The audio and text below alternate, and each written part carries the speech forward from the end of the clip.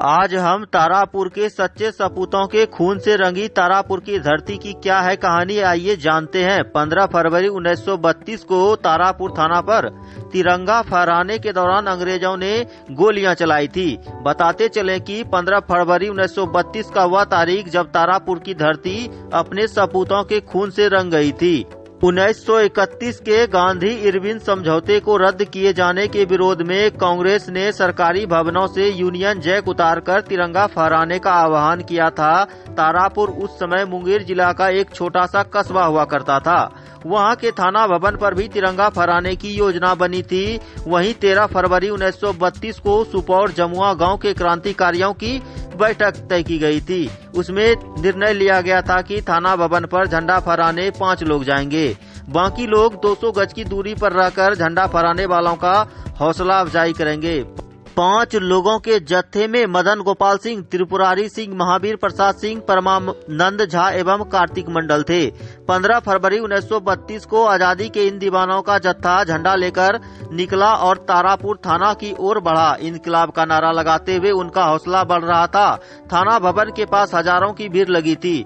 अंग्रेज SP SW flag लोगों को रोकने के लिए सिपाहियों के साथ तैनात थे। झंडा लेकर पहुंचे जत्थे पर अंग्रेज पुलिस ने लाठियां बरसाना शुरू कर दिया था। इसे देख दूर खड़ी भीड़ ने पुलिस पर पथराव शुरू कर दिया।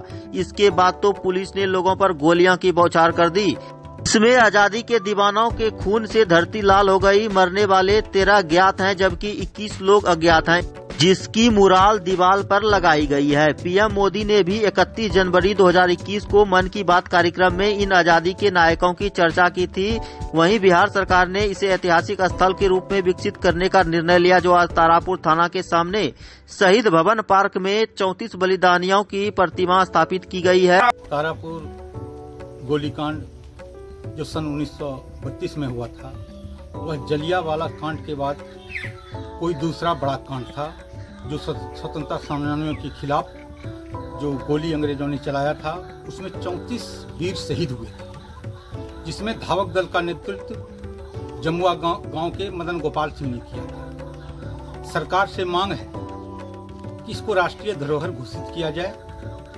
जहां तक बात है मन की बात में, प्रधानमंत्री ने जब से तारापुर शहीद का जिक्र किया है, यह पूरे देश में चर्चा का विषय तो बना है, लेकिन अभी भी शहीदों को उचित सम्मान प्राप्त नहीं हुआ है। मैं सरकार से मांग करूंगा कि तारापुर शहीद स्थल को और थाना भवन को राष्ट्रीय धरोहर घोषित करे और उसको अच्छी तरह से देख रेख और समुचित व्यवस्था की जाए। भारत आजादी के इस समृद्ध काल में जब हर घर तिरंगा कार्यक्रम कर रहा है, मेरी माटी मेरा देश कार्यक्रम के तहत देश के बच्चे बच्चे में स्वतंत्रता सेनानियों के प्रति एक कृतज्ञता का भाव जग रहा है।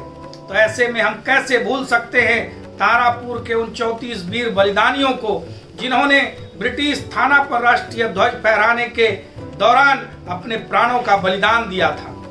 कैसे भूल सकते हैं पैरों से दिव्यांग मदन गोपाल सिंह के नेतृत्व में उस ध्वजवाहक जत्थे को, जिन्होंने अपनी सूझबूझ, चतुराई और साहस के साथ अंग्रेजों का सामना करते हुए यूनियन जैक उतार फेंका था और ब्रिटिश थाना पर राष्ट्रीय ध्वज तिरंगा लहराया था।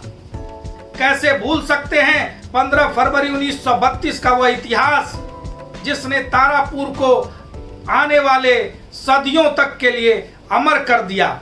और तारापुर गोलीकांड, जलियांवाला बाग के बाद भारतीय स्वतंत्रता आंदोलन के इतिहास में दूसरा सबसे बड़ा बलिदान, दूसरा सबसे बड़ा गोलीकांड, दूसरा सबसे बड़ा नरसंहार के रूप में प्रचलित हुआ।